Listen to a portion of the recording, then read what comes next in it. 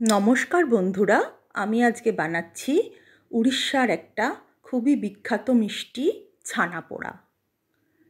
দেখুন কিভাবে এটা আমি বানালাম। এটা আপনারাও ঘরে বানিয়ে নিতে পারবেন যে কোনো অকেশানে। আমি এখানে ফুল ক্রিম দুধ নিয়ে নিয়েছি 1 লিটার। এই দুধটাকে একটা পাত্রে ঢেলে আমি দুধটাকে ভালো মতন ফুটিয়ে নেব। যখন এটা ফুটে যাবে তখন এটাকে ছানা কেটে নেব। আমি এখানে লেবুর ইউজ করছি, একটা পাতিলেবু নিয়ে নিয়েছি, পাতিলেবুর রস নিয়ে নিচ্ছি আর সমান পরিমাণে জল মিক্সড করে নিচ্ছি এর মধ্যে। এবার দুধটা ফুটে গেছে, এর মধ্যে অল্প অল্প করে এই লেবুর রস দিয়ে স্টেপ বাই স্টেপে আমি ছানাটা কেটে নেব। আমি এখানে ফ্লেমটাও অফ করে নিয়েছি, দিয়ে আমি ছানাটা কেটে নিচ্ছি। দেখুন কি সুন্দর ছানা হয়ে গেল। এবার আমি ছানাটাকে ছেঁকে নেব একটা ছাঁকনির উপর একটা পাতলা কাপড় রেখে। এইভাবে আমি ছানাটাকে ছেঁকে নেব।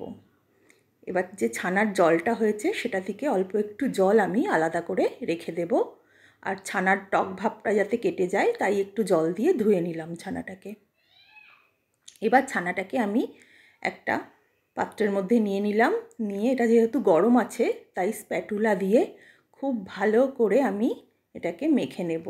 কেউ চাইলে হাত দিয়েও মাখতে পারেন, মিক্সিতে একদমই দেবেন না, তাতে এটা টেস্ট কমে যাবে।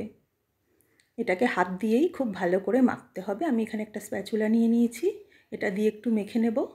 এবার এর মধ্যে দিয়ে দেব আমি 8 টেবিল স্পুন চিনি আর 4 টেবিল স্পুন সুজি, আর দিয়ে দিচ্ছি গন্ধের জন্য এলাচ গুঁড়ো আর সামান্য নুন, যাতে মিষ্টির ব্যালেন্সটা ঠিকঠাক হয়। আবারও আমি সমস্ত কিছুকে হাতের সাহায্যে খুব ভালো করে মিশিয়ে নেব, যাতে কোনো দলা না থাকে। এরকমভাবে একদম মিহি করে ছানাটাকে মেখে নিতে হবে। এবার আমি এটাকে ঢাকা দিয়ে 30 মিনিটের জন্য রেখে দেব, যাতে চিনিটাও গলে যায় আর সুজিটাও ভিজে যায়। এবার যে পাত্রে আমি মিষ্টিটা বানাবো সেটাকে একটু ঘি দিয়ে অথবা তেল দিয়ে এটাকে আমি একটু গ্রিস করে নিচ্ছি। আর একটা বাটার পেপার কেটে রেখেছি, এতে মিষ্টিটা উঠানোর সময় সুবিধা হবে। কেউ চাইলে কলা পাতা বা শাল পাতাও দিতে পারেন। এবার ওপর থেকে আর একটু ঘি দিয়ে আমি এটাকে ঘি ব্রাশ করে নিচ্ছি, যাতে মিষ্টিটা খুব ইজিলি উঠে যায়। 30 মিনিট হয়ে গেছে, এখানে সুজিটাও ভিজে গেছে, চিনিটাও গলে গেছে। এবার এর মধ্যে 1 টেবিল চামচ ঘি দিয়ে দিচ্ছি। ঘি দিয়ে আবারও এটাকে খুব ভালো করে হাতের সাহায্যে মেখে নিতে হবে, যাতে পুরো ঘিটা সমানভাবে চারদিকে মিশে যায়। আর দিয়ে দেব একটু একটু করে ছানার জল, যেহেতু সুজিটা পুরো ময়েশ্চারটা টেনে নিয়েছে, একটু ড্রাই হয়ে গেছে, এতে মিষ্টিটা শুকনো শুকনো হবে। তাই জন্য একটু ময়েশ্চার আনার জন্য আমি ছানার অল্প অল্প করে জল দিয়ে একটু পাতলা করে নিচ্ছি এই ব্যাটারটাকে।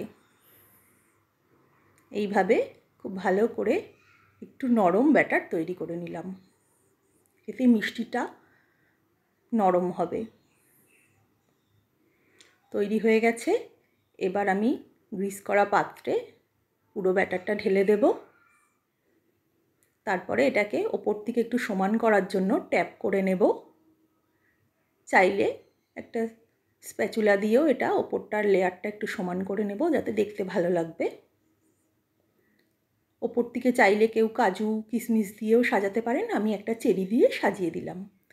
এবার আমি আরেকটা প্যানের মধ্যে এটাকে প্রিহিট করে নিয়েছি একটু নুন দিয়ে, তার মধ্যে একটা স্ট্যান্ড বসিয়ে দিলাম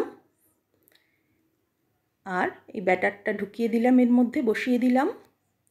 দিয়ে আমি এটাকে ঢাকা দিয়ে 45 থেকে 50 মিনিটের জন্য লো ফ্লেমে আমি এটাকে স্টিম করে নেব। এইভাবে এটা ঢাকার যদি কোনো ফাঁকা থেকে থাকে সেটাও আটকে নেব। এবার 45 থেকে 50 মিনিট বাদে আমি এটাকে একবার চেক করছি। দেখুন এটা রেডি হয়ে গেছে, টুথপিকের গায়ে একটুও কিছু লাগেনি, মানে এটা রেডি হয়ে গেছে। এবার আমি ফ্লেমটা অফ করে দিয়ে এটাকে স্ট্যান্ডিং টাইম দেব। যখন এটা একটু নর্মাল হয়ে যাবে হাত দিয়ে ধরার মতন, তখন আমি এটাকে বের করে নিয়ে এইভাবে মিষ্টিটাকে বের করে নেব। দেখুন রেডি হয়ে গেছে। বাটার পেপারটা এবার আমি তুলে নেব। বাটার পেপারটাও খুব ভালো মতন উঠে এলো, মানে মিষ্টিটা একদম সুন্দরভাবে তৈরি হয়ে গেছে। আপনারাও এইভাবে বানিয়ে নেবেন। সামনে অনেক অকেশন আসছে, রাখি, জন্মাষ্টমী, তো আপনারাও এইভাবে বানিয়ে দেখবেন, কেমন হলো অবশ্যই জানাবেন।